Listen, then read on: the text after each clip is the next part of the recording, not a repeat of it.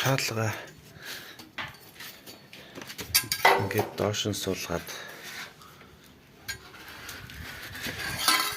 доод талаас нь 1 см хэрэгтэй аваад энэ төмрийг авсан.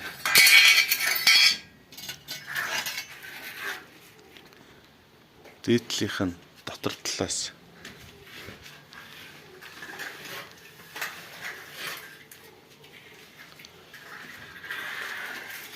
4 см төмрийг авсан.